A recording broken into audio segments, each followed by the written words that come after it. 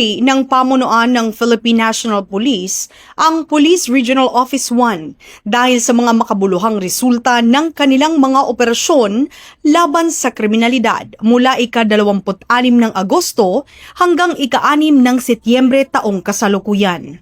Sa loob lamang ng halos 2 linggo, nakapagsagawa ang Police Regional Office 1 ng serye ng operasyon na nagresulta sa malaking bilang ng mga naaresto at nakumpiskang iligal na droga at armas.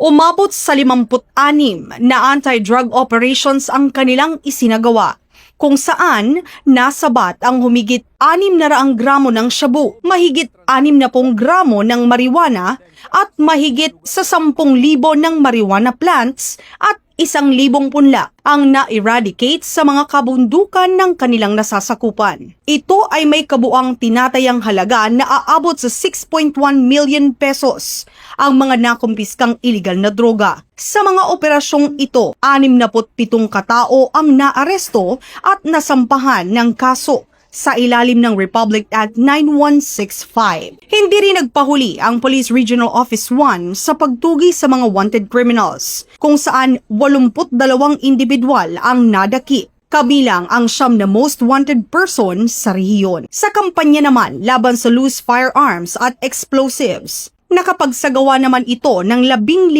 na mga operasyon at nagresulta sa pagkadakip ng 12 na mga suspects, pagkakakumpiska ng 13 na mga baril at pagbawi ng 36 unexploded ordnance na posibleng magdulot ng panganib sa mga komunidad.